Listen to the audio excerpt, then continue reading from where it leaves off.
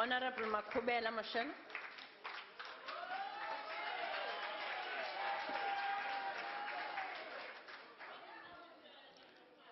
Honorable Deputy Speaker, Your Excellency, the President and the Deputy President of the Republic, Honorable Ministers and Deputy Ministers, Honorable Members of Parliament, angithathele lithuba nginibingelele nebekunene. Nine bakalazitse, nine lela ceza libombo ngekuhlehletela. Let me remind honorable members in this House that young people and South Africans voted for the ANC in the majority in the 2009 elections.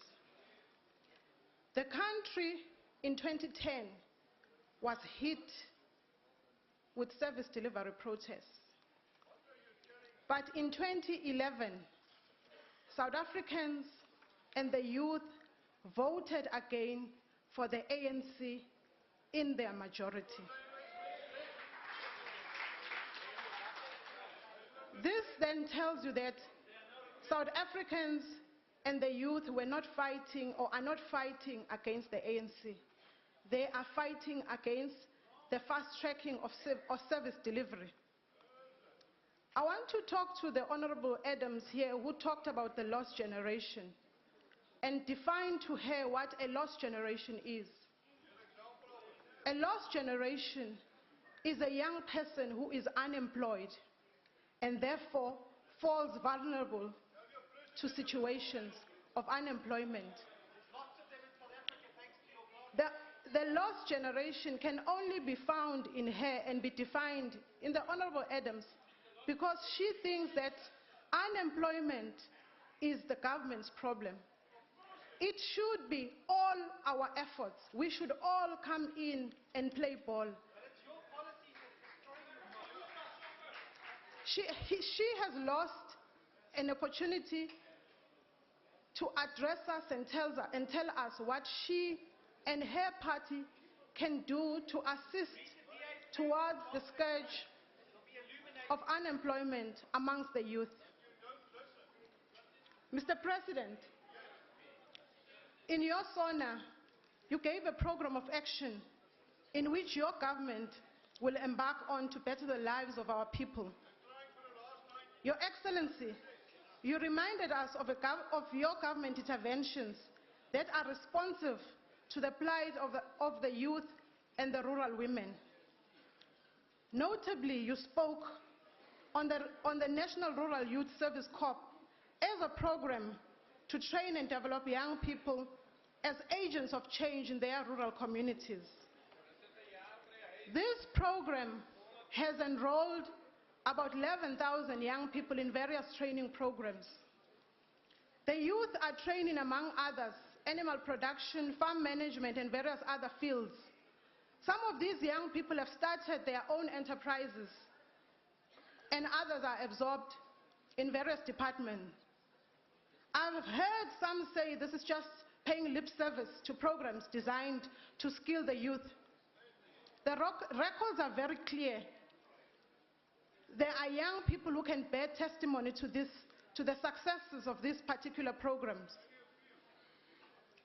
These are but a few successes that your administration has introduced in the fight against the scourge of unemployment and poverty. Plans for rural youth hubs should also be hailed, as they will immensely contribute to the betterment of the livelihood of the youth in rural areas where poverty and unemployment is more pervasive.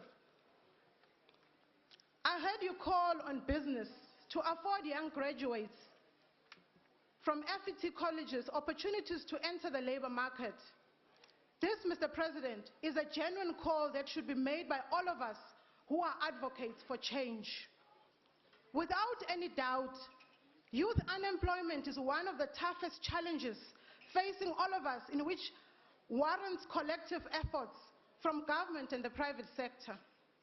The plight of South African youth needs to be confronted with no amount of opportunism and political expediency.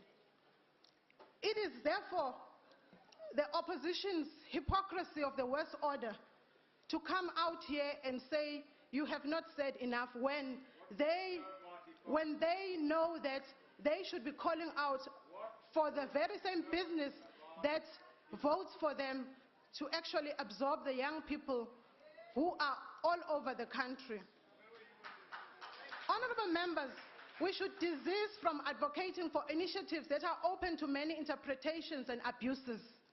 It is perhaps important to set the record straight that no one scheme or model alone would solve the challenges of youth unemployment.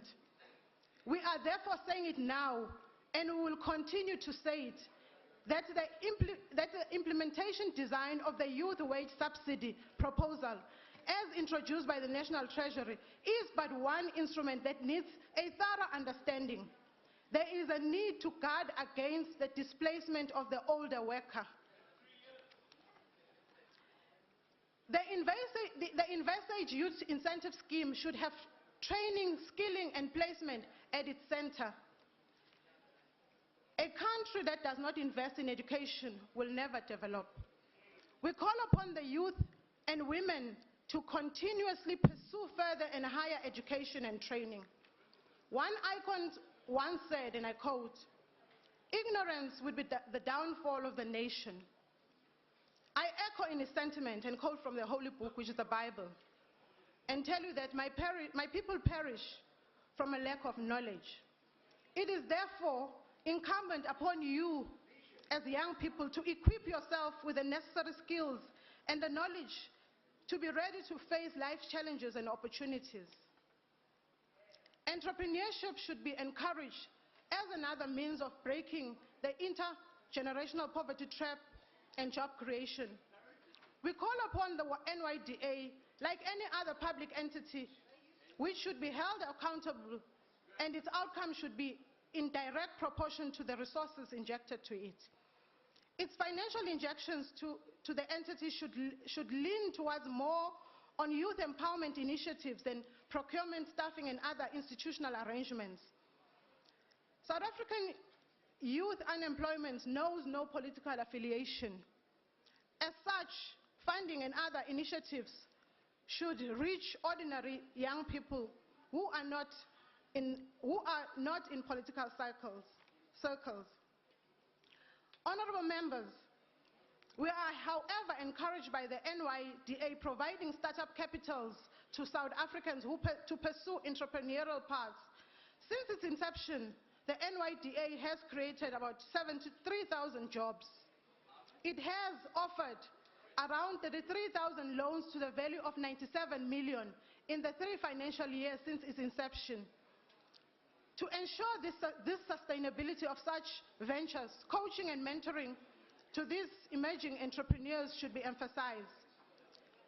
The burden of youth development should not only be shared by few departments.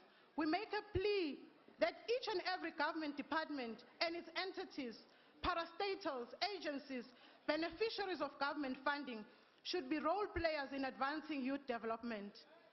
Credit should be given where it's due. As such, we applaud all stakeholders who continue to place youth development at the center of their programs of action. Honorable members, it cannot be fair that whenever somebody smells flowers, they ask who is dead, not realizing that there's a flower garden out there.